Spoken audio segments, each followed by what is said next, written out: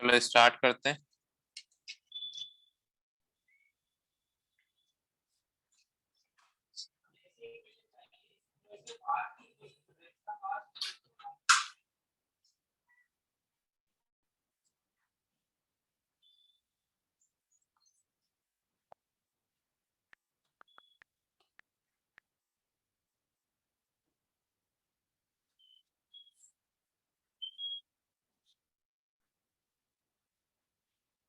Hello बच्चों, क्या क्या हो गया है आपका अभी तक? कहाँ तक सिलेबस हो गया है?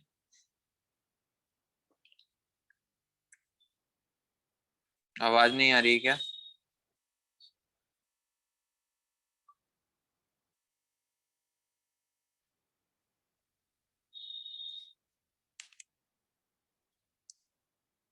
हेलो।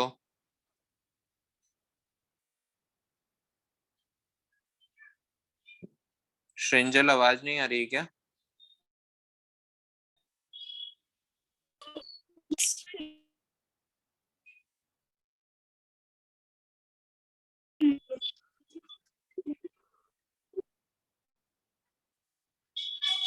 किसी को आवाज नहीं आ रही है क्या मेरी?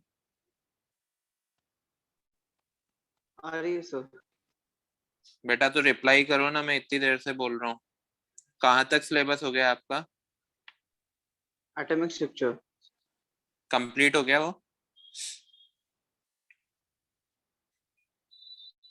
एटॉमिक स्ट्रक्चर कंप्लीट हो गया? Yes sir. चलो चैप्टर नंबर 3 स्टार्ट करने वाले हैं आज हम। इनऑर्गेनिक केमिस्ट्री स्टार्ट कर रहे हैं बेटा, है ना। चैप्टर नंबर 3 जो है पीरियोडिक टेबल है, जो इनऑर्गेनिक केमिस्ट्री का पार्ट है। ठीक है, पहला इसमें जो बेसिक चैप्टर आता है वो होता है पीरियोडिक टेबल, जो कि नीट में हमेशा 2 से 3 क्वेश्चन देता है। और ऐसा ही नहीं कि ये 2 से 3 क्वेश्चन ही आने वाले हैं हर साल, इससे रिलेटेड कम से कम 7 से 8 क्वेश्चन आते हैं। S block, T block, D block, वो तब तक आपको समझ नहीं आएंगे जब तक आपका पीरियोडिक टेबल चैप्टर स्ट्रॉन्ग नहीं होगा, है ना। तो इनडायरेक्टली पीरियोडिक टेबल से ही वो क्वेश्चन आ रहे हैं। दूसरा जो चैप्टर होता है, इसी के जस्ट बात पढ़ेंगे, चैप्टर नंबर 4 केमिकल बॉन्डिंग, जो कि केमिस्ट्री का सबसे इंपॉर्टेंट चैप्टर माना जाता है। सबसे ज्यादा स्कोरिंग चैप्टर यही है।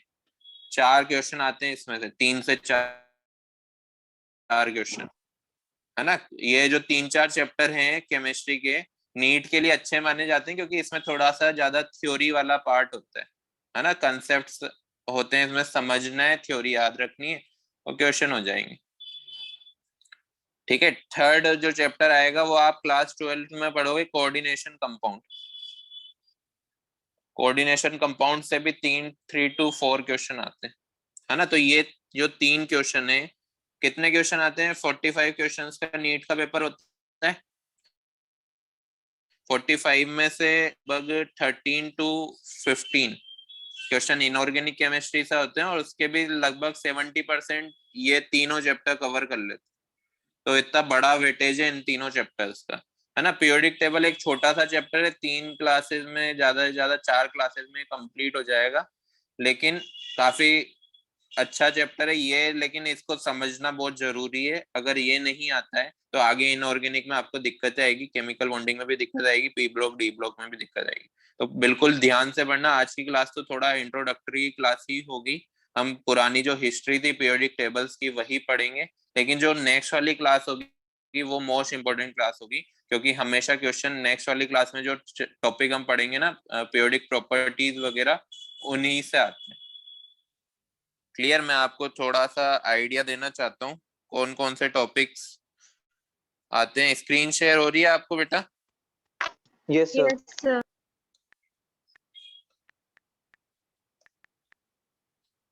ये देखो, ये नीट की प्रीवियस ईयर की, एक बार ये डाउनलोड हो जाए। प्रीवियस 2008 to 2020 तक का डेटा है कि इन क्वेश्चन, ये टॉपिक से क्वेश्चंस आते हैं।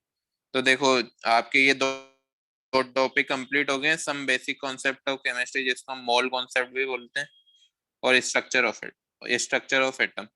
ठीक है, तो देखो, अबव प्रिंसिपल से 12 क्वेश्चन आए पिछले 12 ईयर्स में।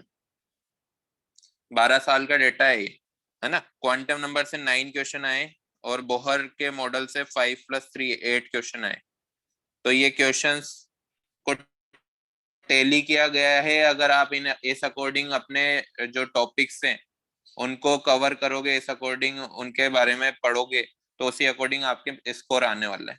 ठीक है, नीट में 720 मार्क्स का पेपर होता है। आपको अच्छा कॉलेज लेने के लिए मिनिमम 580 से ज्यादा ही मार्क्स चाहिए। 600 से आपको गवर्नमेंट कॉलेज मिलने लग जाते हैं और 580 से ज्यादा पे आपको प्राइवेट अच्छे कॉलेज मिल जाएंगे। ठीक है, तो ये जो चैप्टर है इस अकॉर्डिंगली ही पढ़ना है हमको। अब मैं बात कर रहा हूँ पीरियोडिक टेबल की, तो ये चैप्टर नंबर 3 है पीरियोडिक टेबल, जिसमें जितने भी टॉपिक्स कवर कर रहे हैं हम। देखो कितने क्वेश्चन आ गए 12 साल में। 8 + 8 16, 21, 26, 26 and 9 35, 35 and 1 36 क्वेश्चन आ गए 12 साल में। मतलब हर साल 3 क्वेश्चन आ रहे हैं। क्लियर? तो एक इंपॉर्टेंट चैप्टर है, छोटा सा चैप्टर है बेटा। आप जब भी रिवाइज करोगे ना तो आपको 15 मिनट में 20 मिनट में ये पूरा चैप्टर कंप्लीट हो जाएगा। और स्कोरिंग भी हमेशा सही करके आता है बच्चा ये क्वेश्चन, लेकिन पढ़ना जरूरी है एक बार तो, है ना। तो इम्पोर्टेंट है, इसलिए अच्छे से पढ़ना। अब ये जो टॉपिक लिखे हुए हैं ना, ये सारे लगभग एक ही टॉपिक के क्वेश्चन, एक ही टॉपिक के सब टॉपिक्स है। पीरियोडिक प्रॉपर्टीज, एटॉमिक साइज भी एक पीरियोडिक प्रॉपर्टी है, आयनाइजेशन एनर्जी पीरियोडिक प्रॉपर्टी है, नेचर ऑफ कंपाउंड भी पीरियोडिक प्रॉपर्टी है, स्टेबिलिटी ऑफ कंपाउंड भी उसी में हम पढ़ने वाले हैं। Electron affinity, electronic configuration periodic table में नहीं, एटॉमिक स्ट्रक्चर का पार्ट है, उसमें पढ़ लिया होगा आपने। मॉडर्न पीरियोडिक टेबल जो आज हम पढ़ेंगे, और इलेक्ट्रोनेगेटिविटी ये भी एक पीरियोडिक प्रॉपर्टी। तो आज की क्लास उतनी, मतलब आज तो इंट्रोडक्टरी है, कोई भी क्लास को समझने के लिए जो इंट्रोडक्शन दिया जाता है वो आज दिया जाएगा। नेक्स्ट क्लास काफी ज्यादा इंपॉर्टेंट है, तो नेक्स्ट क्लास में अच्छे फ्रेश माइंड से आना है। क्लियर यहाँ तक का? मैं दिख रहा हूँ Yes, आपको sir. सभी को? Yes sir. चलो स्टार्ट करते हैं। हमारा पहला चैप्टर है इनऑर्गेनिक केमिस्ट्री का periodic table.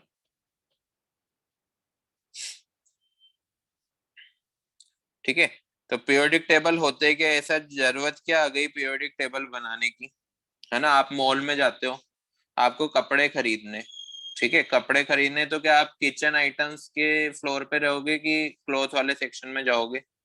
Of course cloth वाले सेक्शन में ही जाएंगे बेटा। जितना ज्यादा आप रिप्लाई करोगे ना, जितना ज्यादा बोलोगे, उतना ही ज्यादा ये क्लास अच्छी रहेगी आपके लिए भी और मेरे लिए।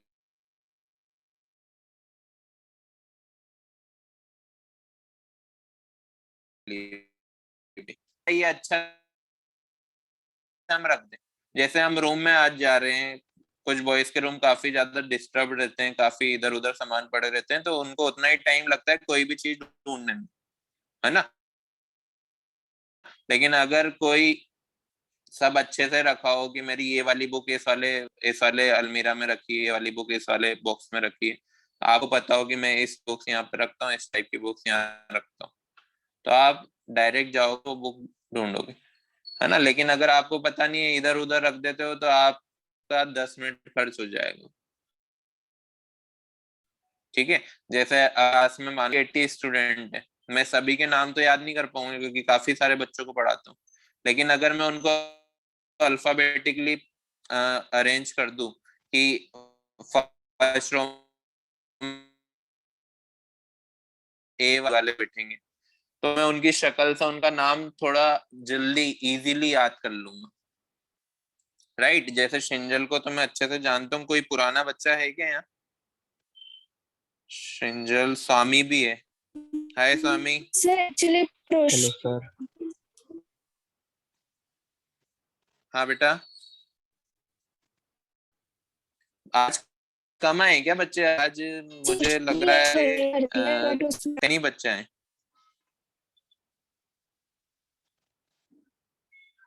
मुझे सुना ही नहीं दिया। कोई और बोलेगा क्या यही बात?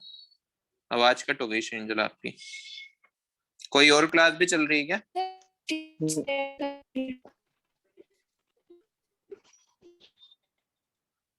आप मैसेज कर दो बेटा मुझे, आपकी आवाज कट हो रही।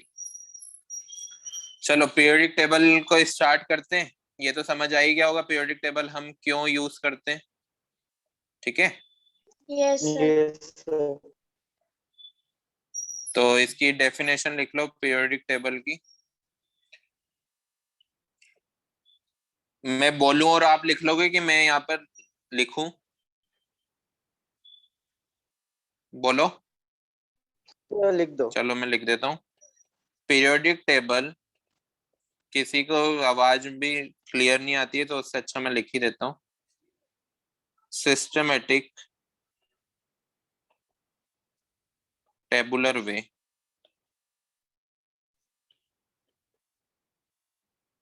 Of writing element discovered. बेटा इसकी एक अलग नोटबुक बनेगी इनऑर्गेनिक की, है ना। आज नहीं है तो कोई बात नहीं, नेक्स्ट क्लास से अलग नोटबुक में लिखना। इसमें ज्यादा आपको लिखना पड़ेगा, याद करना पड़ेगा, वो कॉन्सेप्ट्स में दिमाग लगाना पड़ेगा। इसमें न्यूमेरिकल नहीं आते, आते हैं तो 15 क्वेश्चन में से 1-2 क्वेश्चन आते हैं, है ना, वरना उतने भी नहीं आएंगे। बट थोड़ा सा याद करने वाला पार्ट ज्यादा रहता है इनऑर्गेनिक, ठीक है। तो ये तो पीरियोडिक टेबल का हमने डेफिनेशन लिख ली। अब पीरियोडिक टेबल ऐसा तो नहीं है कि एक साइंटिस्ट आया और उसने एक ही बारी में पीरियोडिक टेबल बना दी, है ना। 100-200 साल से इस बारे में रिसर्च की जा रही है, तब जाके हम जो पीरियोडिक टेबल पढ़ते हैं ना, जिसको मॉडर्न पीरियोडिक टेबल बोलते हैं, वो इन्वेंट हुई, ठीक है। तो वो जो हिस्ट्री है पीरियोडिक टेबल बनने की, वो हमें थोड़ा सा इंट्रोडक्टरी पार्ट में कवर करना है। तो सबसे पहले मैं लिख रहा हूँ यहाँ पे अर्लियर अटेम्प्ट्स।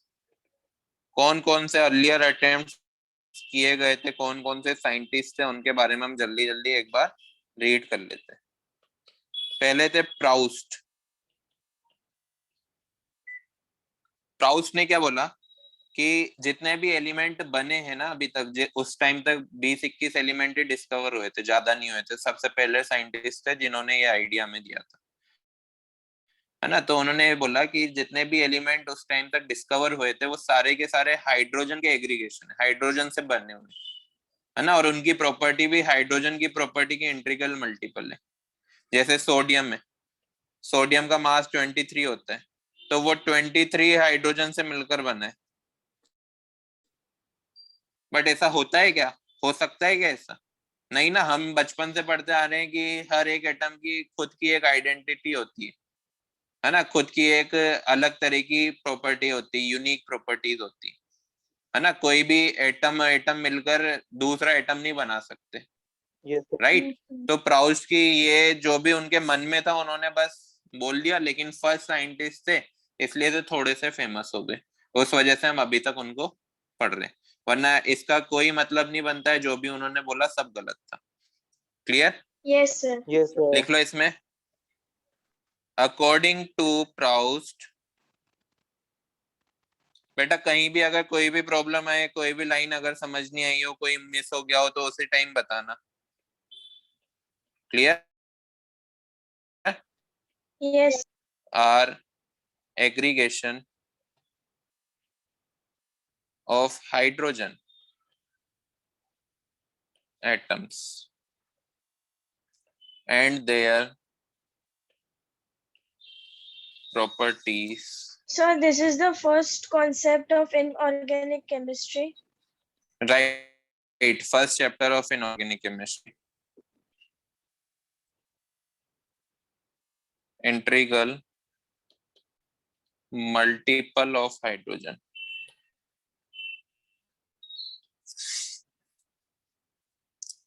हो गया? साथ साथ मैं बोलता जाऊं ना, तभी लिखते जाया करो। अगर कुछ छूट जाए तो आप स्क्रीन पर देख के लिख लिया करो। तो फर्स्ट साइंटिस्ट थे, जो भी उनके मन में था उन्होंने बस अपनी थ्योरी में लिख दिया। उतने ज्यादा फेमस भी नहीं हुए, फर्स्ट थे, इस वजह से हम अभी तक पढ़ रहे हैं। ठीक है, कर दूं इरेज? Yes, sir. चलो, सेकंड साइंटिस्ट आए फिर, जिनका नाम था लेवोइजिए। ये काफी बड़े साइंटिस्ट है बेटा। इन्होंने सिर्फ ये पीरियोडिक टेबल के लिए कुछ क्लासिफिकेशन ही नहीं दी है, बहुत बड़े बड़े इन्वेंशंस भी किए इन्होंने, है ना। इसलिए इनको फादर ऑफ केमिस्ट्री भी बोला जाता है। ठीक है, ये जब आए थे तब भी 32 एलिमेंट डिस्कवर हुए थे, और उन्होंने उन एलिमेंट्स को दो पार्ट्स में क्लासिफाई किया। पहला पार्ट था मेटल्स का, दूसरा पार्ट था नॉन मेटल्स का, और उनके बारे में डीप स्टडी करके कुछ अच्छी बातें भी हमें बताई जो हम अभी तक फॉलो करते हैं। जैसे मेटल्स के बारे में उन्होंने बताया कि ये इलेक्ट्रोपॉजिटिव होते हैं, इलेक्ट्रोपॉजिटिव, और नॉन मेटल्स को बोला electronegative. What is the meaning of electropositive and electronegative? Electropositive वो एलिमेंट्स होते हैं जो इलेक्ट्रॉन को लूज करके पॉजिटिव आयन में कन्वर्ट हो जाते हैं, उनको बोलते हैं इलेक्ट्रोपॉजिटिव एलिमेंट। और इलेक्ट्रोनेगेटिव वो होते हैं जो इलेक्ट्रॉन को एक्सेप्ट करके नेगेटिव आयन में कन्वर्ट हो जाते हैं, मतलब अनायन में कन्वर्ट हो जाते हैं। ठीक है, Yes, तो sir. उन्होंने हमें ये आइडिया दिया, लेकिन ये भी ज्यादा टाइम तक नहीं चला, क्योंकि आपने नाम सुना होगा मेटलॉइड्स का, सेमीकंडक्टर जिनको हम फिजिक्स में बोलते हैं, है ना। मेटलॉइड कौन होते हैं? जो दोनों की प्रॉपर्टी फॉलो करते हैं, ना तो वो प्रॉपरली मेटल होते हैं, ना प्रॉपरली वो नॉन मेटल होते हैं, वो दोनों के बीच के होते हैं, दोनों की प्रॉपर्टीज फॉलो करेंगे। ना तो वो फुल्ली कंडक्टर होते हैं, ना वो फुल्ली इंसुलेटर होते हैं, वो सेमी कंडक्टर होते हैं, राइट। तो जैसे ही मेटलॉइड की डिस्कवरी हुई, ये भी डिस्कार्ड कर दी। क्लियर? तो मैं इसमें एक ही लाइन लिख देता हूं, Yes, sir. बट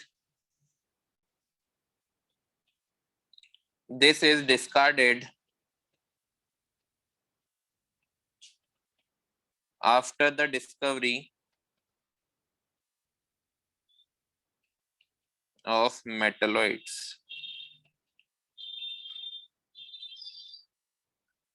क्लियर है ना?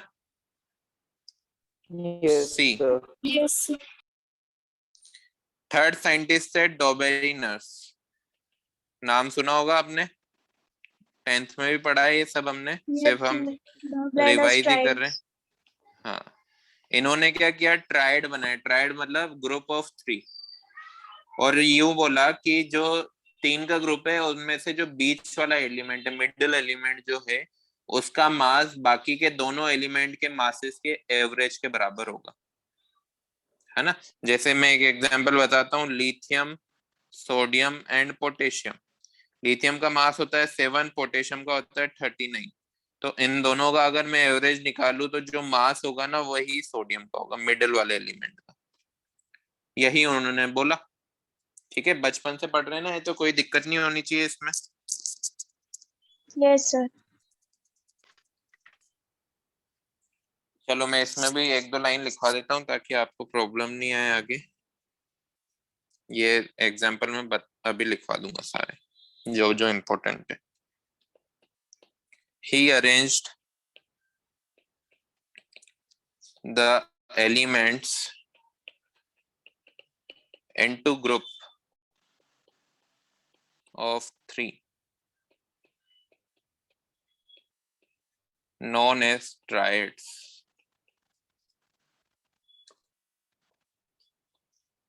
and according to him, atomic mass of the middle element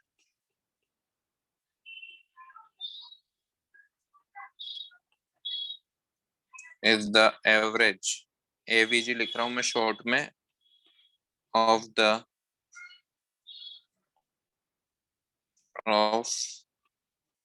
atomic mass of other 2 elements.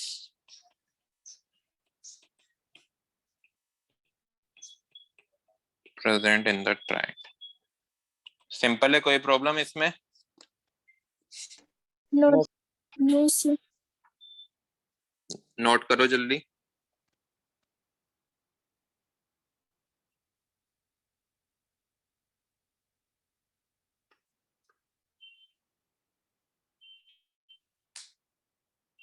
हो गया? Sir, 1 minute.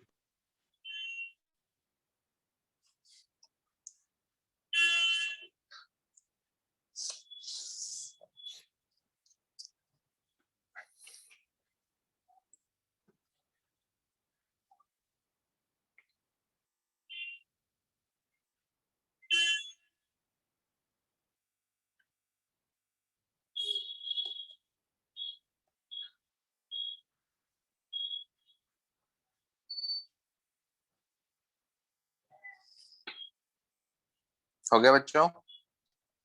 हाँ Yes, सर, हो sir. गया।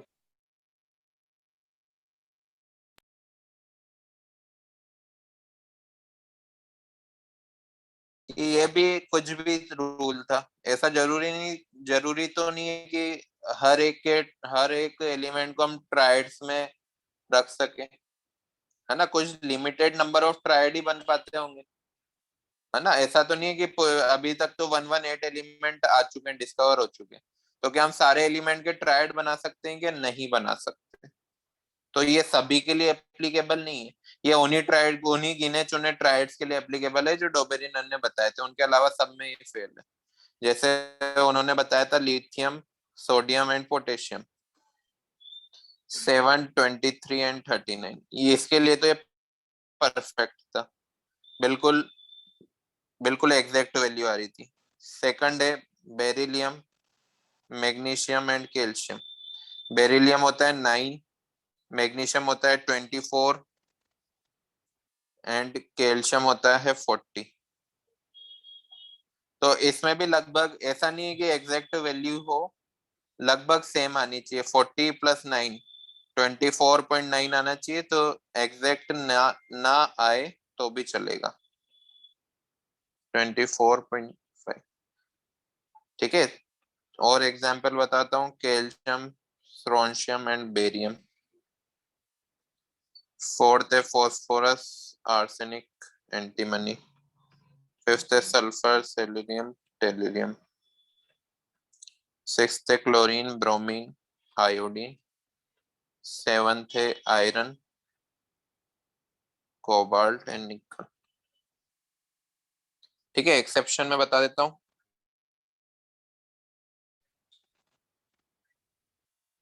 जैसे इसमें एप्लीकेबल नहीं है हेलोजेंस में, क्लोरीन एंड ब्रोमीन। फ्लोरीन का मास होता है 19, ब्रोमीन का होता है 80। लगभग कितना आना चाहिए? 49.5 आना चाहिए, जबकि क्लोरीन का मास हम बचपन से 35.5 पढ़ते हुए हैं। तो ये तो कोई लमसम भी नहीं है ना, ये तो बिल्कुल बिल्कुल ही अलग वैल्यू आ रही है। तो ऐसा जरूरी नहीं है कि हर ट्रायड में ये एप्लीकेबल होगा, कुछ ही गिने चुने ट्रायड में ये रूल एप्लीकेबल होगा जो उसने खुद ने बताया था। ठीक है, यस सर। Yes, sir. लिख लो ये examples. Sir, can you repeat the third example?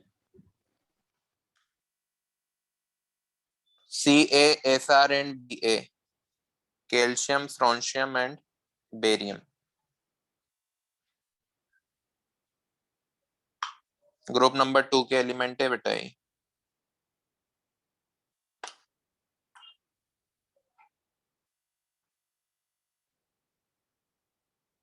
हो गया?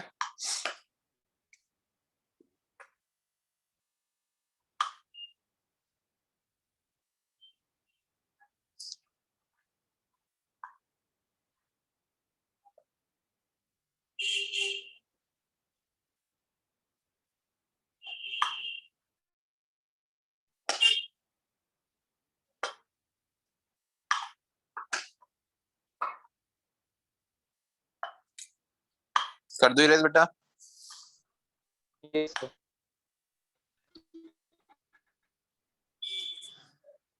चलो नेक्स्ट साइंटिस्ट थे, कितने हो गए? 3 हो गए ना। The, Newland, law Octaves. Of octave. ये भी हम क्लास 10th में पढ़ चुके हैं। ऑक्टेव का मीनिंग क्या होता है? समथिंग रिलेटेड टू 8, है ना। 8 से रिलेटेड इन्होंने कुछ अपना लॉ बनाया। वो जैसे ही आपको ये नाम आप पढ़ोगे, जैसे डोबेरिनर ट्रायड पढ़ते हो, तो ट्रायड के नाम पे उसका रूल याद आ जाता है, उसका लॉ याद आ जाता है। ऑक्टेव के नाम पे इसका लॉ याद आ जाना चाहिए। म्यूजिकल नोट होते हैं सा, रे, गा, मा, पा, धा, नी, सा। बचपन से सुनते हुए आ रहे हैं तो। अब देखो, ये यस सर। फर्स्ट था, ये सेकंड, ये थर्ड, ये फोर्थ, फिफ्थ, सिक्स, सेवंथ और एट्थ। फर्स्ट एंड एट्थ को देखो, दोनों सिमिलर है, तो यही रूल है इसका कि म्यूजिकल नोट्स की तरह हर 8th एलिमेंट क्या होगा, फर्स्ट एलिमेंट की प्रॉपर्टी को फॉलो करेगा, है ना। इसके बाद वापस से स्टार्ट हो जाता है सारे गा मा पा धा नी सा, सारे गा मा पा धा नी सा। मतलब नेक्स्ट वाला जो आएगा वो भी रे ही आना चाहिए, फिर जीए, फिर मा पा धा नी सा। मतलब हर 8th एलिमेंट अपने फर्स्ट एलिमेंट की प्रॉपर्टी को फॉलो करने वाला है। इन्होंने कुछ एलिमेंट्स को इस पीरियोडिक टेबल में अरेंज भी किया according to their atomic mass. वो जैसे मैं बता देता हूँ। सबसे पहले उन्होंने लिथियम को रखा, फिर beryllium, boron, carbon, nitrogen, oxygen, fluorine. Fluorine के बाद उन्होंने नियोन को ना रख के डायरेक्ट रख दिया सोडियम को। Sodium, magnesium, aluminium, silicon, phosphorus, sulphur, chlorine. Chlorine के बाद उन्होंने आर्गन को ना रख के डायरेक्ट रख दिया पोटेशियम को एंड कैल्शियम को। तो एक चीज तो आपको ये देखकर लग गई होगी कि उन्होंने नियोन और आर्गन को क्यों नहीं रखा। तो नियोन और आर्गन भी उस टाइम तक डिस्कवर हो चुके थे, लेकिन अगर वो उसको उनको भी इनके साथ रख देते तो ये रूल फॉलो नहीं हो पाता। ठीक है, तो ये उसका एक ड्रॉबैक है कि इनर्ट गैसेस बन चुकी थी, डिस्कवर हो चुकी थी, लेकिन फिर भी उनको कोई पोजीशन नहीं दी गई इस पीरियोडिक टेबल में। दूसरा ड्रॉबैक क्या है? दूसरा ड्रॉबैक है कि ये ओनली लाइटर एलिमेंट के लिए ही एप्लीकेबल है, एप्लीकेबल अप टू कैल्शियम। क्यों ऐसा? क्योंकि आपने मॉडर्न पीरियोडिक टेबल में देखा होगा कि कैल्शियम के बाद आ जाता है स्कैंडियम, एटॉमिक नंबर 21, है ना। तो स्कैंडियम तो डी ब्लॉक में आता है। देखो मैं आपको मॉडर्न पीरियोडिक टेबल दिखाता हूँ, स्क्रीन शो हो रही है? Yes, sir. Yes, ये sir. देखो, ये 20th एलिमेंट दिख रहा है कैल्शियम। Yes, sir. 20 के बाद यहाँ पे ये वाला इस ब्लॉक को बोलते हैं D block. D block start हो गया, है ना। तो डी ब्लॉक अगर मैं स्कैंडियम को रखता उस पीरियोडिक टेबल में तो कहाँ रखता? मैं स्कैंडियम को रखता एल्यूमिनियम के नीचे। देखो, स्कैंडियम को मैं एल्यूमिनियम के नीचे रखता, ये एल्यूमिनियम था और स्कैंडियम था। लेकिन अब मॉडर्न पीरियोडिक टेबल में जब देखते हैं तो स्कैंडियम के यहाँ से तो नया ग्रुप स्टार्ट होता है, राइट, है ना। Yes, sir. तो इस वजह से ये जो था लॉ जो था ये ओनली कैल्शियम तक ही वैलिड था, इस वजह से आगे चल के इसको भी डिस्कार्ड कर दिया गया। समझ आ गया? लिख लें अब इसके बारे में। Yes, sir. Yes, sir. बोलो। Yes, sir. लिखना इसमें according to him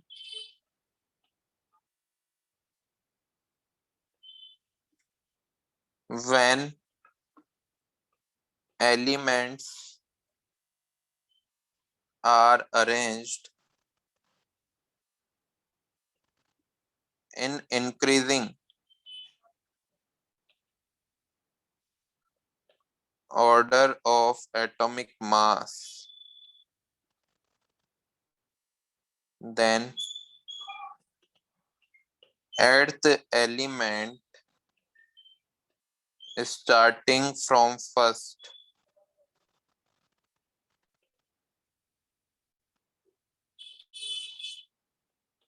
will have similar properties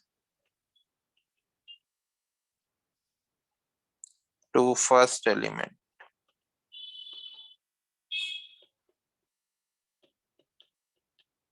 like musical notes.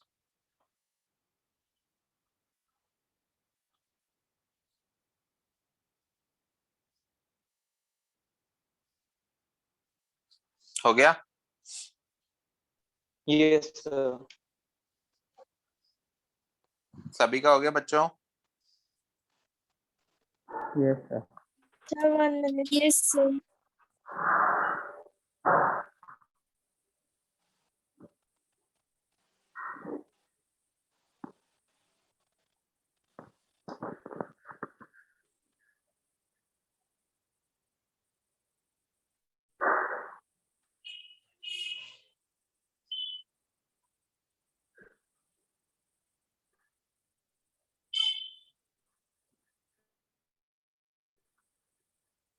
कर दो इरेज। Yes, sir.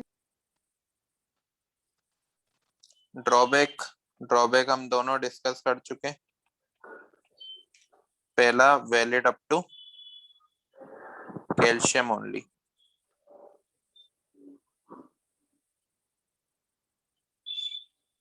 दूसरा inert gases were discovered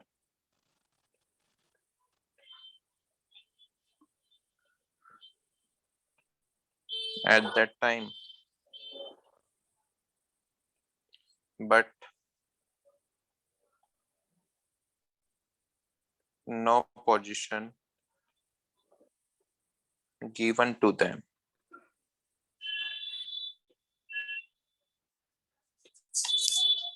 ठीक है, चार हमने हिस्ट्री के चार साइंटिस्ट के बारे में पढ़ लिया जिन्होंने अपने व्यूज रखे थे पीरियोडिक टेबल के ऊपर। फिफ्थ देखो, फिफ्थ आए थे लोदर मेयर। ये उस टाइम तक के सबसे अच्छे साइंटिस्ट माने जाते थे जिन्होंने अपने पीरियोडिक टेबल के बारे में बताया।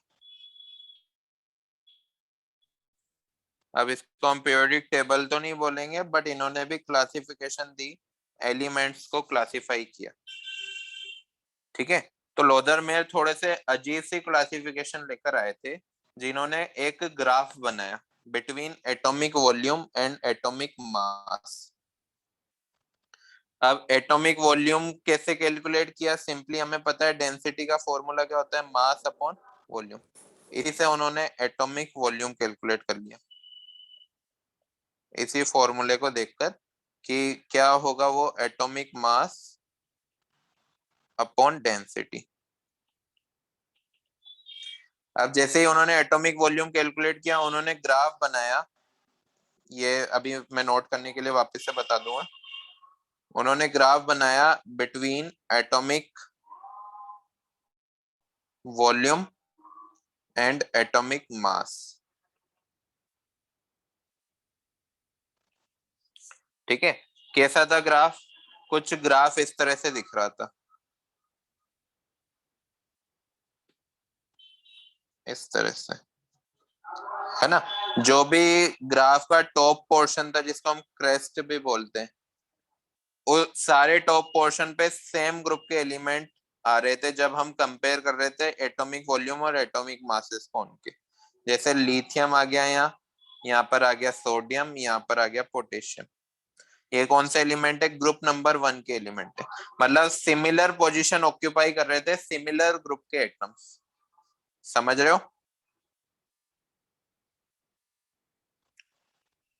आवाज नहीं आ रही क्या बच्चों? आ रही है सर। हेलो, बोलते रहना बेटा, क्योंकि है ना बीच बीच में आईपैड डिस्कनेक्ट हो जाता है तो मुझे पता नहीं सर चलेगा आप बीच में बोलोगे। नोटपैड बंद हो गया था। 1 सेकेंड रुको, बीच बीच में रिप्लाई करते रहना ताकि मुझे पता चलते रहे। अभी दिख रहा है ना notepad? Yes yes sir. Sir, दिख रहा है। उसी तरह से ये, जैसे मैं दूसरी पोजीशन बता रहा हूँ, ये ग्रीन पेन से फर्स्ट सेकंड। देखो ये कौन सी पोजीशन है? डिसेंडिंग वाली। ग्राफ में हम नीचे आ रहे हैं। और एक पोजीशन बना रहा हूं मैं रेड से, ये वाली कौन सी पोजीशन है? असेंडिंग वाली, जो ग्राफ में ऊपर की तरफ जा रही। राइट, इन सभी में सिमिलर ग्रुप के एलिमेंट अपनी पोजीशंस ऑक्यूपाई कर रहे थे। एक पोजीशन और बता देता हूं मैं, येलो से बना देता हूं, ये वाली, जो बॉटम वाला पोर्शन है, नीचे वाला पोर्शन है, वहां पे भी। अब वो कौन कौन से एलिमेंट थे जो ये पोजीशन ऑक्यूपाई कर रहे थे, ये थोड़ा सा हमारे लिए इंपॉर्टेंट हो जाता है। जैसे एक पोजीशन तो मैंने बताई दी, टॉप पोर्शन जो है वो है हमारे अल्कली मेटल्स के लिए, है ना। और ये जो डिसेंडिंग वाला है ये हमारा है अल्कलाइन अर्थ मेटल्स के लिए। अल्कलाइन अर्थ मेटल मतलब ग्रुप नंबर 2। यस। किस किस को पीरियोडिक टेबल याद है? किसी ने याद करने की कोशिश की? Yes sir.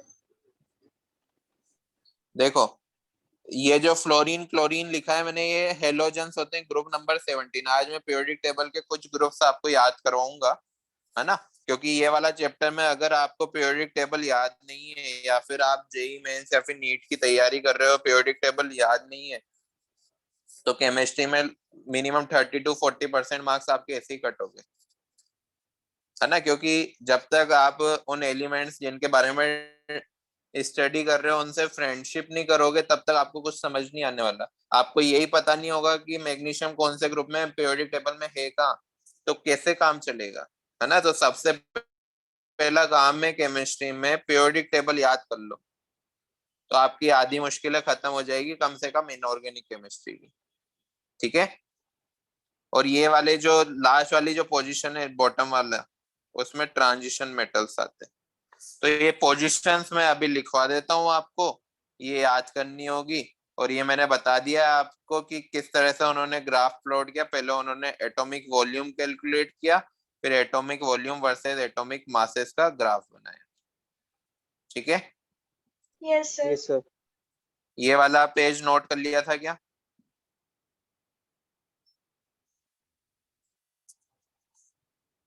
बोलो, No, sir. करो जल्दी No, करो। sir. बेटा नोट्स काफी अच्छे बनाना है, क्योंकि हमें उन नोट्स को है ना 2 से 3 साल तक चलाने, है ना। अगर कोई बच्चा ड्रॉप भी करता है तो ऐसा नहीं है कि वो बिल्कुल शुरू से ड्रॉप वाले ईयर में स्टार्ट करे। नोट्स अच्छी अच्छे नोटबुक में बनाना जो चले 3-4 साल मिनिमम, ठीक है। Okay, क्योंकि sir. इनऑर्गेनिक में लिखना बहुत पड़ेगा आपको, नोट मतलब वो नोटबुक जल्दी खराब होगी।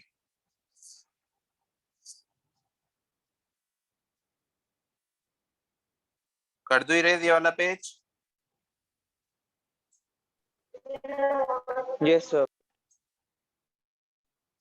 ये नोट करो, ग्राफ बनाओ। मैं यहाँ पे उनकी थ्योरी लिख देता हूँ। He plotted curve for atomic volume versus atomic मास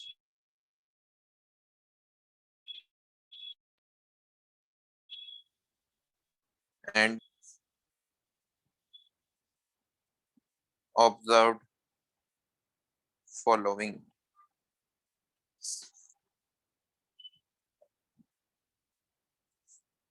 पहला पॉइंट,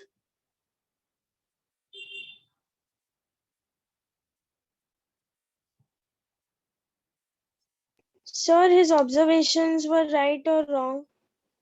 बेटा राइट है बिल्कुल, अभी तक भी राइट है, लेकिन इसको हम यूज इसलिए नहीं करते हैं क्योंकि अभी देखो 118 एलिमेंट डिस्कवर हो चुके हैं, राइट। अगर हम Yes, sir. 118 एलिमेंट का कर्व बनाने लगे तो हमारे लिए कितना डिफिकल्ट हो जाएगा उसको स्टडी करना। उसमें एक एक एलिमेंट को कैसे ढूंढेंगे हम, है ना, Okay. कितना बड़ा कर्व बनेगा वो। इस वजह से इसकी कोई प्रैक्टिकल यूटिलिटी नहीं है अभी की डे टू डे लाइफ में, है ना। अभी जो हमारी मॉडर्न पीरियोडिक टेबल है वो इसलिए फेमस है क्योंकि वो इजी टू लर्न है, उसको इजीली हम पढ़ सकते हैं, ठीक है। Okay, sir. तो उसकी जो ऑब्जर्वेशन थी वो यही थी कि similar element occupying similar position in the curve. अब कौन कौन सी पोजीशंस थी वो पहला देखो, अल्कली मेटल्स। कौन होते हैं alkali metal? Group number 1,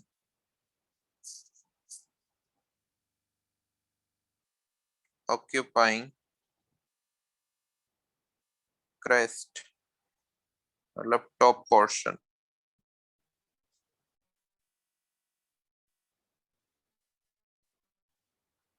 of the curve.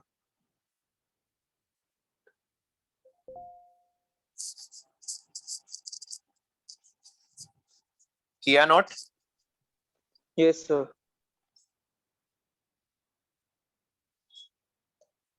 सभी ने?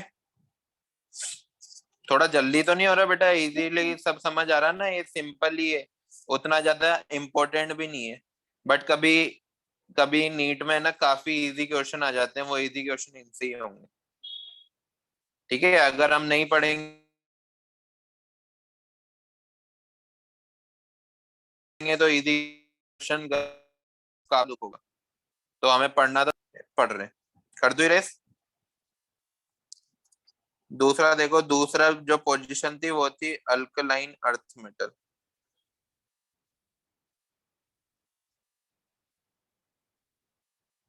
ग्रुप नंबर 2, ये थी मिडल ऑफ डिसेंडिंग पोर्शन। तीसरा था हेलोजेंस, ग्रुप नंबर 17, ये थी मिडल ऑफ असेंडिंग पोर्शन।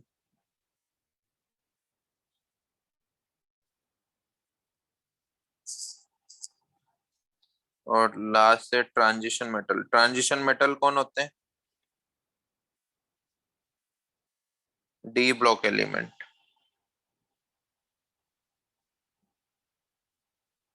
अभी मॉडर्न पीरियोडिक टेबल में पढ़ेंगे हम डी ब्लॉक को भी। तो डी ब्लॉक एलिमेंट ने बॉटम पोर्शन, बॉटम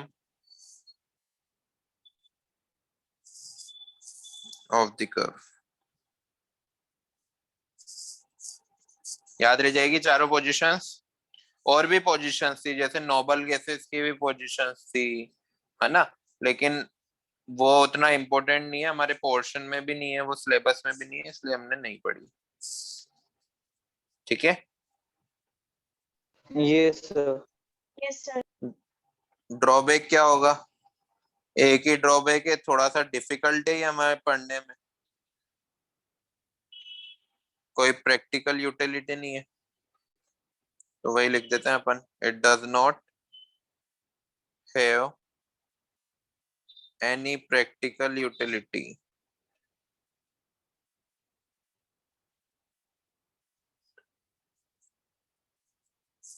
हो गया? Yes, sir.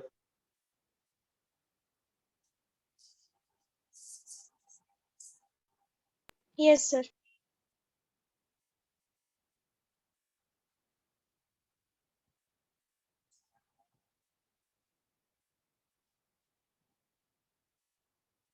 काफी कम बच्चे नहीं है सर, तो मुझे बता रहे थे 15 बच्चे हैं, आज तो 9 ही आए हैं, ऐसा क्यों? सर रोज क्लास में इतने ही होते। 9-10 ही होते हैं क्या? Yes sir, 9 12 maximum 12। ठीक है, कोई बात नहीं।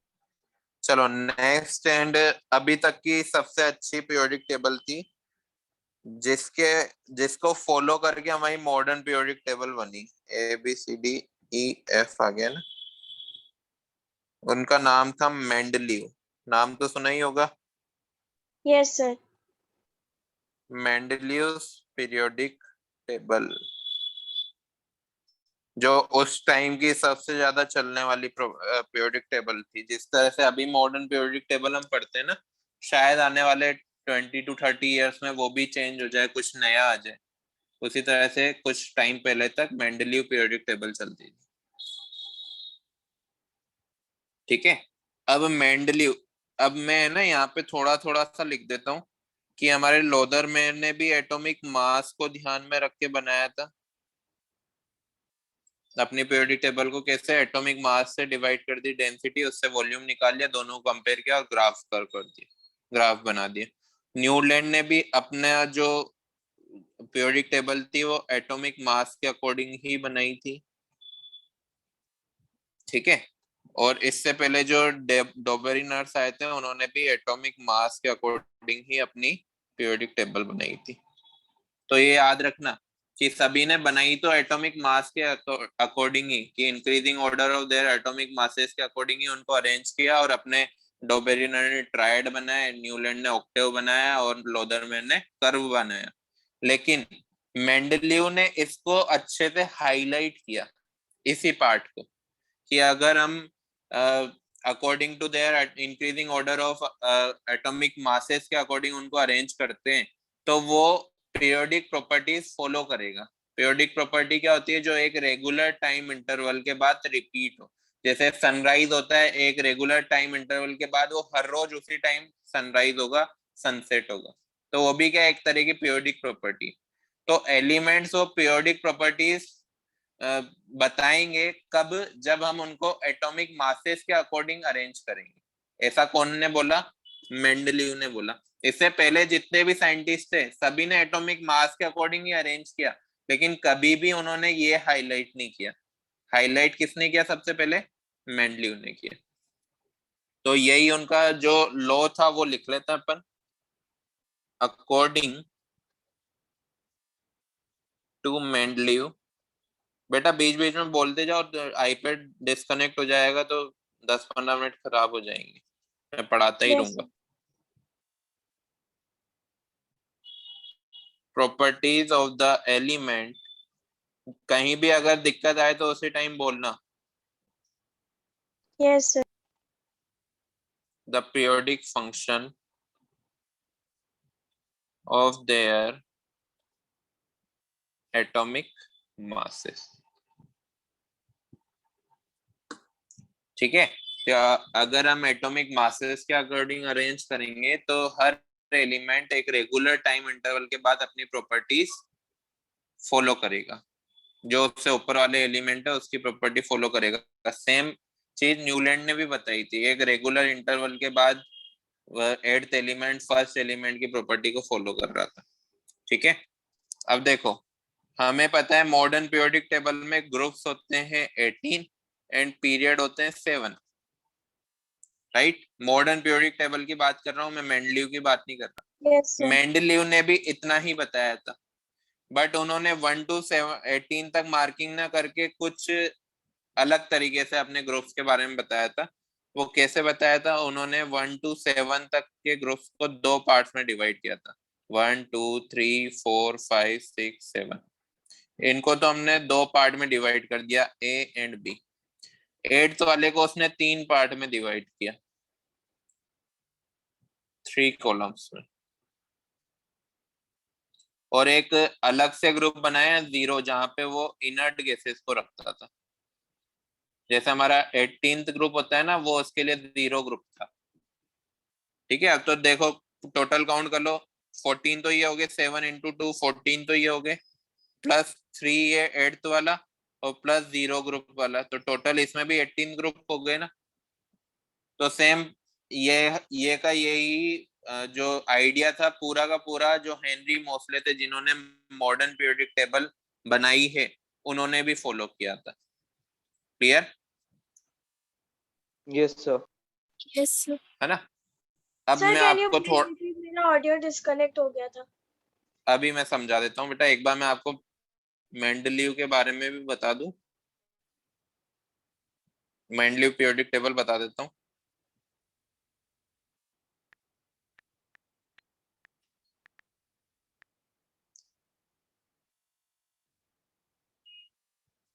ये देखो बेटा, ये है Mendeleev periodic table.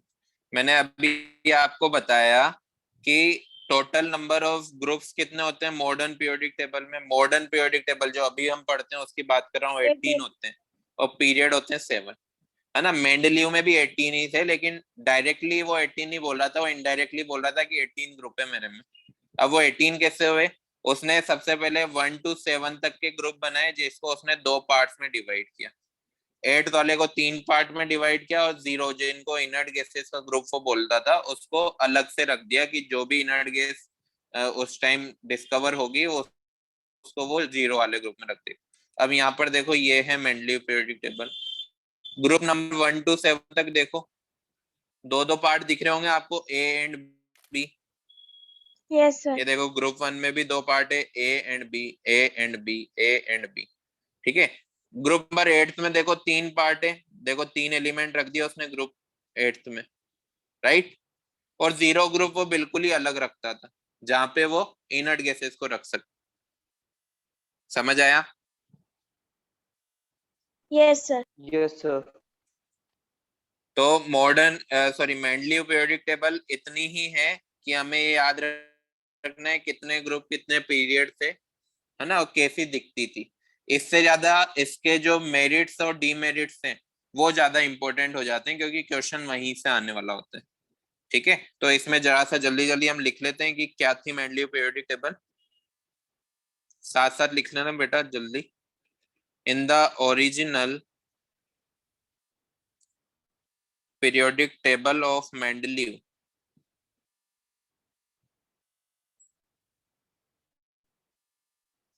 there were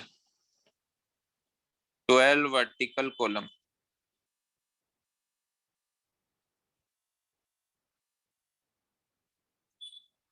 known as groups। अभी भी हम ग्रुप ही बोलते हैं वर्टिकल कॉलम्स को, और उन्होंने भी ग्रुप ही बोला था। पहले जो ओरिजिनल पीरियोडिक टेबल उन्होंने फर्स्ट पीरियोडिक टेबल बनाई थी ना, उसमें तो 12 थे, लेकिन उसको फिर बाद में मॉडिफाई कर दिया गया। And 7 horizontal rose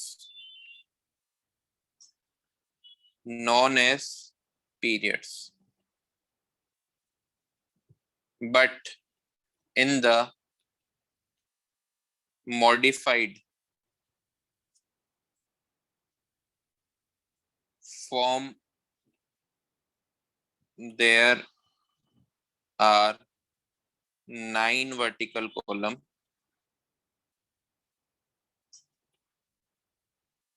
and 7 horizontal rows। समझ आ गया? Yes, sir. Yes, sir. Note करो जल्दी। बच्चों दो ही बच्चे बोल रहे हैं, ऐसा क्यों? बाकी के क्यों नहीं बोल रहे? एक बच्चा और कम हो गया। इंटरेस्ट नहीं रहा क्या पढ़ने में? बेटा देखो, है ना, नीट आपने ज्वाइन किया है, काफी अच्छा डिसीजन है ये आपका, लेकिन अगर आप पढ़ोगे नहीं ना तो फिर आपको यही बुरा डिसीजन लगेगा कि अगर मैं जेई मेंस ले लेता तो कुछ ना कुछ तो कॉलेज मिल ही जाता। नीट में देखो आर पार की लड़ाई होती है, या तो आप डॉक्टर बनोगे या नहीं बनोगे, लेकिन जेई मेन में तो सभी इंजीनियर बन जाते हैं, है ना। तो इसमें हमको उतना नहीं पढ़ना है कि हम दिन रात पढ़ें, लेकिन एक रेगुलर आप अपना टाइम टेबल फॉलो करोगे ना तो इजीली डॉक्टर बन सकते हो। कुछ ऐसी रॉकेट साइंस नहीं है, इजी इजी चीज ही है ये, इजीली समझ आएगी। बट वो है कि आप रेगुलर पढ़ो, रेगुलर अपना टाइम टेबल बनाओ कि आज मुझे इतना पोर्शन कवर करना था तो इतना मैं पोर्शन कवर करूंगा या करूंगी। ठीक है, चाहे कुछ भी हो जाए, तो इजीली बन जाओगे, कोई डिफिकल्ट नहीं है। बच्चों के 670 मार्क्स भी आते हैं, है ना। कुछ बच्चों के तो जो टॉपर्स होते हैं उनके तो 700 से ऊपर भी मार्क्स आते हैं। तो पेपर बहुत इजी आता है, हमें सिर्फ पढ़ना है। ऐसा कोई भी पार्ट नहीं होगा जो आपको डिफिकल्ट लगेगा, जो समझ नहीं आ रहा होगा। ठीक है, Yes, sir. Yes, sir. Yes, sir. हो गया ये? Yes. हाँ सर। चलो इसकी मेरिट्स देखते हैं अपन।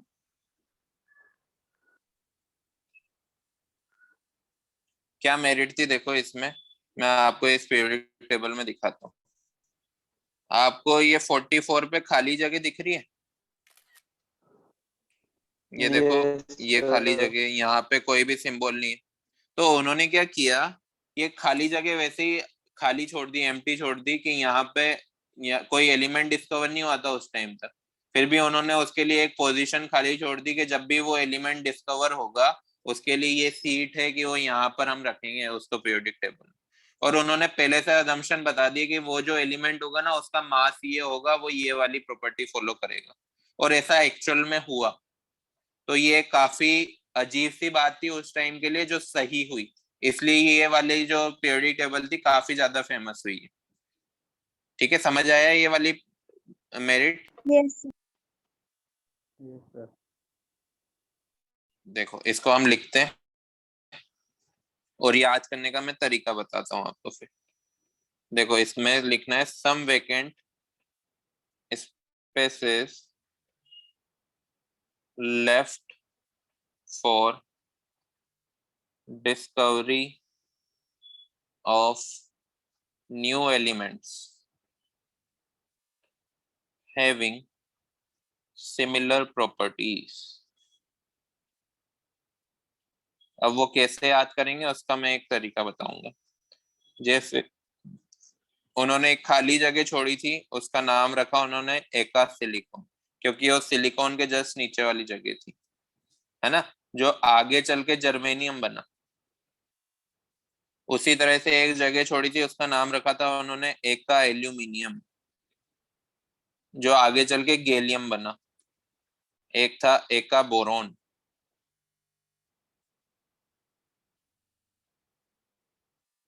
जो आगे चल के स्कैंडियम बना, और एक था एका मैग्नीज, जो आगे चल के टेक्नीशियम बना।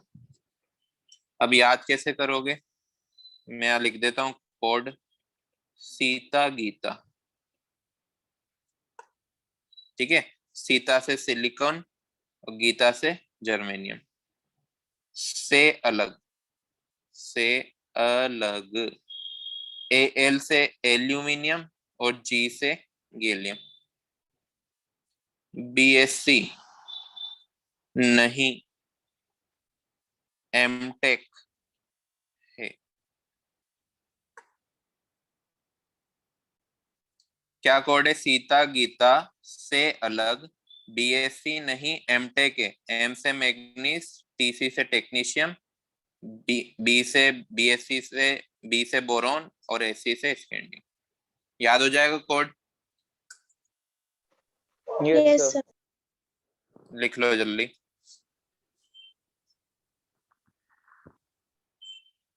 इनऑर्गेनिक में बेटा याद बहुत करना होगा। अभी हम पूरी की पूरी पीरियोडिक टेबल याद करेंगे इसी तरह से, कोड याद कर करके, है ना।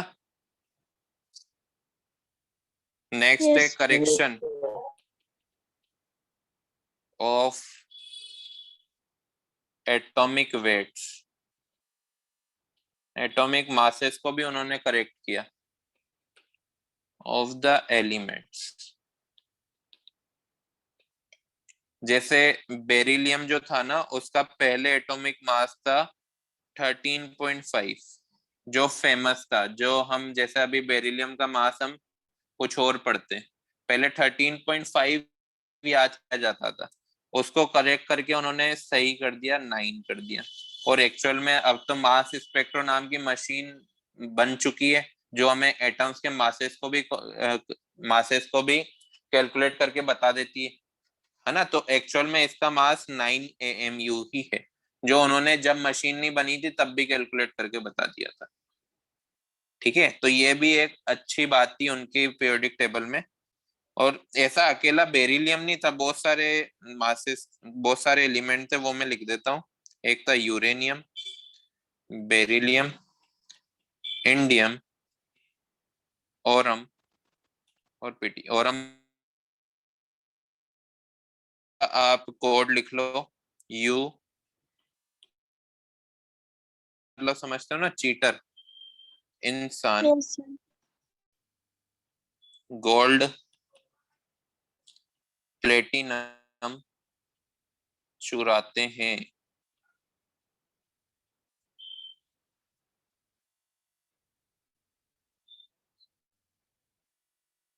हो जाएगा याद? तो हमें याद रखना है, क्वेश्चन इस तरह से आ सकता है, 4 ऑप्शन दिए होंगे, इनमें से कौन का वेट मेंडलीव ने करेक्ट किया था। तो आपको ये 5 एलिमेंट याद होने चाहिए। ये क्वेश्चन आ सकता है कि एक का एल्यूमिनियम, इनमें से कौन सा एलिमेंट है, तो आपको याद होना चाहिए गैलियम है एक का एल्यूमिनियम, ठीक है। Yes, sir. Yes, sir. कर दो erase. Yes, sir. Yes, sir. Yes, sir. Very good, अच्छा लग रहा है मुझे, आप सब रिप्लाई कर रहे हो। तो ड्रॉबैक्स देखो, पहला ड्रॉबैक तो है ना हमारी मॉडर्न पीरियोडिक टेबल का भी है, पोजीशन ऑफ हाइड्रोजन, जो मॉडर्न पीरियोडिक टेबल में भी अभी तक फिक्स नहीं है, वन नॉट फिक्स्ड। ये तो चलता हुआ आ रहा है और चलता हुआ आएगा। ऐसा क्यों? क्योंकि हाइड्रोजन है ना, दो ग्रुप्स की प्रॉपर्टी फॉलो करता है, एक तो अल्कली मेटल्स की और दूसरा हेलोजन्स की। तो उसको ग्रुप नंबर 1 में रखें या 17 में रखें, इसी कंफ्यूजन को हम इसका ड्रॉबैक मान रहे हैं। क्लियर? दूसरा ड्रॉबैक जो था, अब देखो इन्होंने क्या किया था, इन्होंने अपनी पीरियोडिक टेबल को एटॉमिक मासेस के अकॉर्डिंग अरेंज किया था, increasing order of atomic masses के अकॉर्डिंग, है ना। तो अगर ऐसा होता तो हर आइसोटॉप समझते हो, चैप्टर नंबर 1 में पढ़ा होगा, क्लोरीन के दो आइसोटॉप होते हैं 35 एंड 37। आइसोटॉप वो होते हैं जिनके एटॉमिक मासेस डिफरेंट होते हैं लेकिन एटॉमिक नंबर सेम होता है। अब जब आप एटॉमिक मासेस के अकॉर्डिंग अरेंज कर रहे हो तो इन तीनों जो हाइड्रोजन के तीनों आइसोटॉप हैं उनको भी अलग अलग पोजीशन पे रखना चाहिए, है ना। Yes, sir. Yes, sir. But ऐसा एक्चुअल में उन्होंने नहीं किया और कोई जस्टिफिकेशन भी नहीं दिया कि वो ऐसा क्यों कर रहे हैं। तो इस वजह से ये वाला पॉइंट भी उनका ड्रॉबैक माना गया।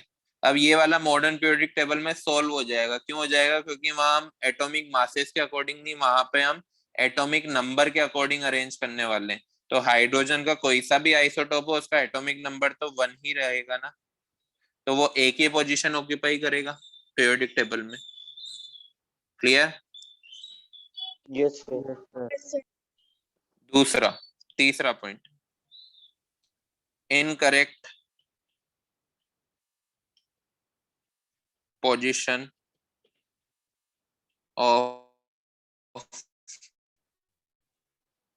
various elements according to their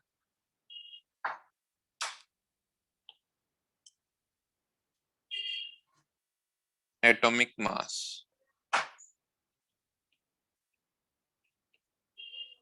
अब इस चीज को समझना, आपको पता है आर्गन का मास कितना होता है? आर्गन का मास होता है 40 और पोटेशियम का मास कितना होता है? 39।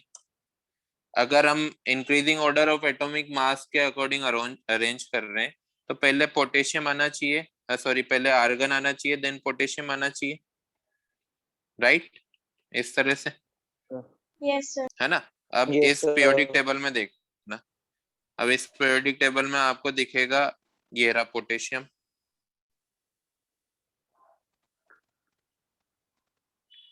दिख रहा है पोटेशियम।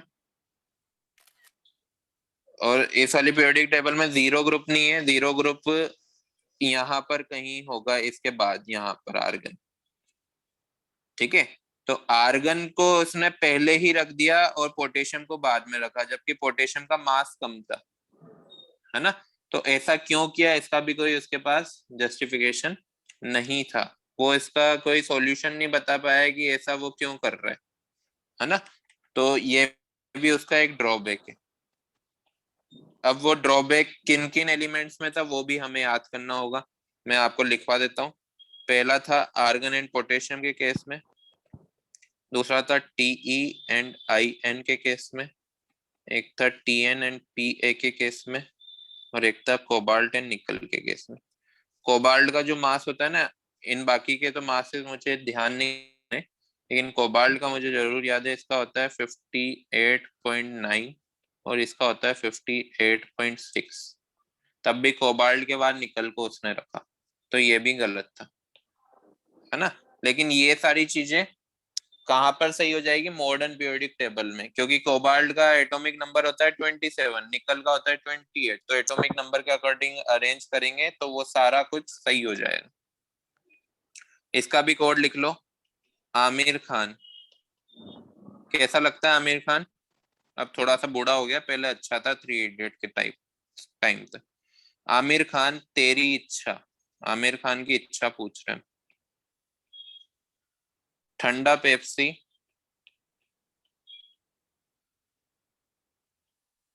कोक नहीं, है ना। आमिर खान की जो इच्छा थी वो ठंडा पेप्सी पीने की, कोक उसने मना कर दिया, कोक नहीं पिएगा।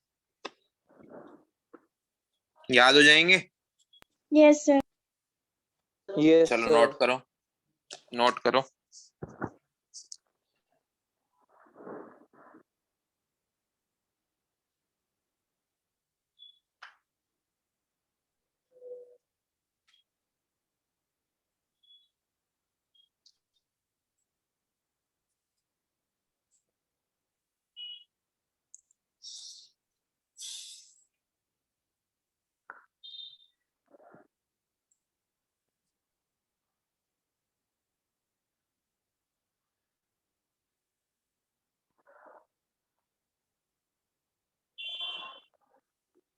हो गया? Yes, Yes, sir. sir. चलो नेक्स्ट अब आ जाते हैं हमारी लास्ट पीरियोडिक टेबल जो है मॉडर्न पीरियोडिक टेबल, जिसको हम अभी तक पढ़ते हुए आ रहे हैं। सभी को अपने रूम में इसका एक चार्ट खरीद के लाना है, स्टेशनरी शॉप पर मिल जाएगा 20-30 रुपए का, वो लगाना है क्योंकि उससे काफी आपको हेल्प मिलेगी। उसमें एटॉमिक मास एटॉमिक नंबर तो लिखे ही होते हैं, आगे चल के आप क्लास 12 में सॉलिड स्टेट नाम का चैप्टर पढ़ोगे तो उसमें ना वो किस टाइप का सॉलिड है, वो भी सीसीपीए एफसीसीए वो भी आपको उसमें लिखा हुआ मिलेगा, उसकी डेंसिटी भी उसमें लिखी हुई मिलेगी। तो काफी हेल्प मिलने वाली है जब तक आप ये प्रिपरेशन करने वाले हो। ठीक है, तो वो चार्ट जरूर लगाना। अब क्या होती है मॉडर्न पीरियोडिक टेबल, मैं आपको वापस से मॉडर्न पीरियोडिक टेबल पे ले जाता हूँ। ये है मॉडर्न पीरियोडिक टेबल। कितने ग्रुप्स दिख रहे हैं आपको? 18 तो ग्रुप है। 18. देखो ऊपर नंबरिंग लिखा रही है 1 to 18 और नीचे पीरियड है देखो 1 to 7। अब आप ऐसा तो नहीं बोलोगे कि सब पीरियड तो 9 होने चाहिए, ये तो 7 ही दिखा रहे। नहीं सर, वो ट्रांजिशन बोलोगे क्या? एलिमेंट्स में ही था। हाँ, ये वहाँ पे 8 तो फिर 9th नहीं है, ये गलत हो जाएगा। हाँ, ये है ना जो जिसको मैं 8th बोल रहा हूँ वो 6th पीरियड के ही मेंबर हैं। ये पीरियोडिक टेबल काफी ज्यादा वाइड हो जाती, काफी ज्यादा चौड़ी हो जाती, इस वजह से हमने बीच में से उसको तोड़ के नीचे रख दिया है बस। ठीक है, ये देखो यहाँ 1 स्टार लग रहा है ना, ये 1 स्टार, ये यहाँ से 1 स्टार वाला यहाँ से चल रहा है तरफ वाली। क्लियर? यस तो अगर मैं आपसे Yes, पूछूं sir. कि सिक्स पीरियड में कितने एलिमेंट है तो 18 तो आपको दिख ही रहे हैं, नीचे वाले 14 और ऐड कर दो। 18 + 14 कितने हो जाएंगे? 32 एलिमेंट है 6 में एंड 7th में भी। क्लियर? Yes, बोलो, sir. है ना? फर्स्ट वाले में 2 है, सेकंड वाले में 8 है, थर्ड वाले में 8 है, फोर्थ वाले में कितने हैं? फोर्थ वाले में 18 18 32 32। इसको बोलते हैं मैजिक नंबर। क्या बोलते हैं? Magic number. आगे बहुत हेल्प मिलने वाली है 2 8 8 18 18 32 32 से, तो याद रखना ये वाला नंबर। ठीक है, अब थोड़ा सा हम इनको याद करने का थोड़ा ट्राई कर लेते हैं। 18 एलिमेंट है, हर क्लास में हम 6 ग्रुप याद करेंगे तो 3 क्लास में ये चैप्टर कंप्लीट होने से पहले हमें याद हो जाएंगे।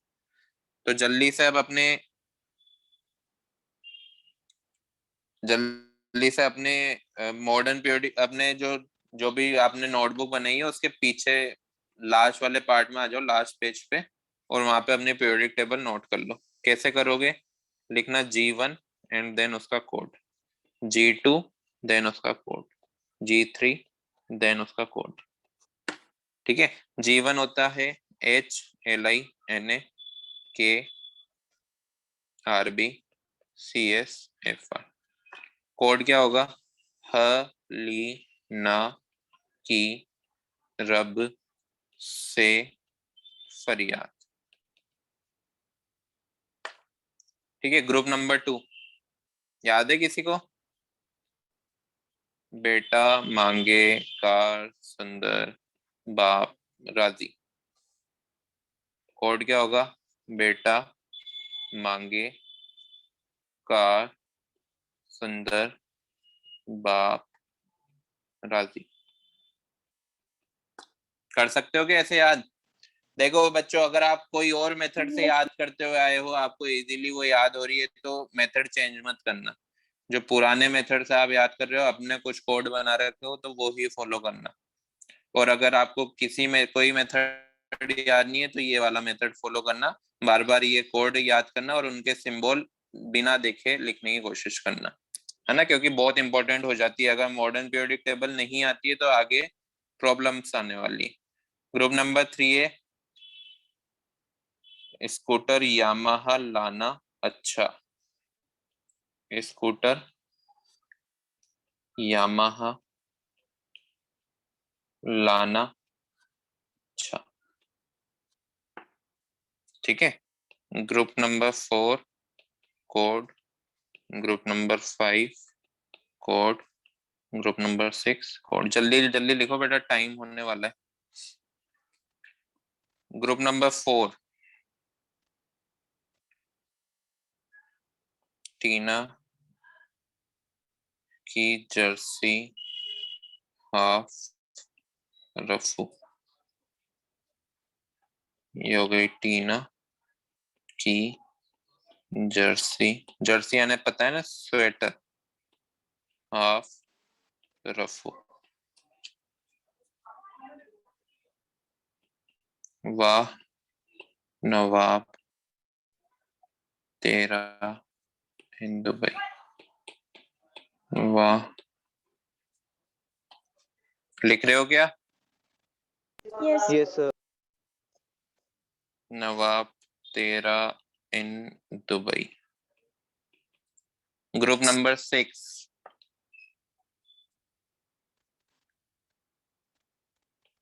चोर मोटा वाला सागर में।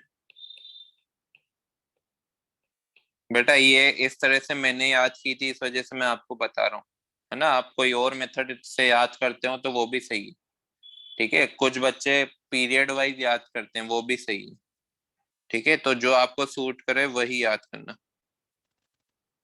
वाला सागर में। नेक्स्ट 6th ग्रुप हम नेक्स्ट क्लास में करेंगे, है ना। 3 क्लास में हम पूरी पीरियोडिक टेबल याद कर लेंगे।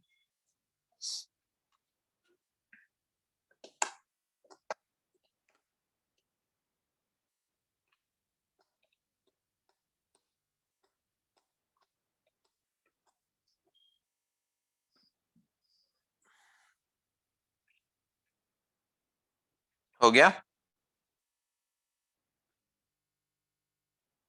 Yes, sir.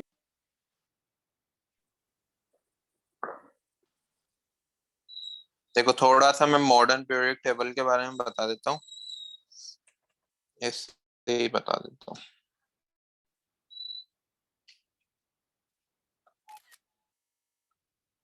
ये हमारी मॉडर्न पीरियोडिक टेबल है जिसमें हम ग्रुप नंबर 1 और 2 को बोलते हैं एस ब्लॉक,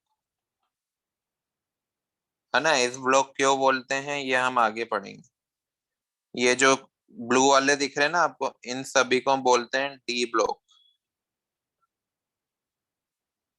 येलो वालों को बोलेंगे हम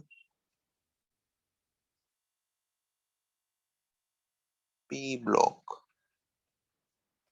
इन दोनों ग्रीन वालों को बोलेंगे एफ ब्लॉक। आपने क्वांटम नंबर पढ़ लिए ना, इस एटॉमिक स्ट्रक्चर पढ़ चुके हो बेटा। हाइड्रोजन स्पेक्ट्रम पढ़ा दिया था सर ने? Yes, sir. बोलो, पूरा चैप्टर हो गया ना एटॉमिक स्ट्रक्चर? Yes, sir. तो आपने वहां पर आपबाउ प्रिंसिपल के अकॉर्डिंग इलेक्ट्रॉनिक कॉन्फ़िगरेशन लिखना सीखी थी। क्वांटम नंबर में आपको Yes. सबशेल्स के बारे में पता था, एसपीडीएफ टाइप के सबशेल होते हैं, Yes, है ना। sir. तो अगर कोई इलेक्ट्रॉनिक कॉन्फ़िगरेशन जब हम लिखते हैं तो जो लास्ट इलेक्ट्रॉन होता है अगर वो एस सबशेल में जाए तो उसको हम एस ब्लॉक एलिमेंट बोलेंगे। अगर लास्ट इलेक्ट्रॉन डी सबशेल में जा रहा है तो डी ब्लॉक एलिमेंट बोलेंगे। एफ में जा रहा है तो एफ ब्लॉक, पी में जा रहा है तो पी ब्लॉक। क्लियर? जैसे Yes, sir. अगर Yes. मैं आयरन की बात करूं तो आयरन की इलेक्ट्रॉनिक कॉन्फ़िगरेशन क्या होती है? आयरन की इलेक्ट्रॉनिक कॉन्फ़िगरेशन में लिख सकता हूं आर्गन, 18 इलेक्ट्रॉन तो आर्गन में चले गए, उसके बाद आता है 4s2 3d6। तो लास्ट इलेक्ट्रॉन किस में गया? डी में ना। तो 3d6 होने की वजह से ये कौन सा एलिमेंट है? डी ब्लॉक का एलिमेंट है। क्लोरीन की बात करूं तो क्लोरीन क्या होगा? क्लोरीन होगा 1s2 2s2 2p6 3s2 3p5। तो देखो किस में गया? पी ब्लॉक में गया ना। तो ये कौन सा एलिमेंट होगा? पी ब्लॉक का एलिमेंट होगा। इस तरह से ही एस ब्लॉक भी होगा और डी ब्लॉक भी होगा, एफ ब्लॉक भी होगा। क्लियर? अच्छे से हम Yes, डिटेल में पढ़ेंगे। इन चारों ब्लॉक पे एक एक चैप्टर है आपके नीट में, तो वो चारों चैप्टर भी हम आगे पढ़ेंगे, लेकिन उसके लिए आपको यहाँ पे सारे कंसेप्ट क्लियर होने चाहिए। ठीक है? yes, sir. चलो नेक्स्ट क्लास में मिलते हैं अपन। नेक्स्ट क्लास शायद इसी वीक है, 1-2 दिन बाद ही। तो आप ये 6 ग्रुप याद करके आना, आपका होमवर्क बस इतना से, है ना? Okay, sir. चलो bye. Bye, sir. Thank you. Bye, sir. Thank you, sir. Thank you, sir. Thank you, sir. Bye. Thank you, sir.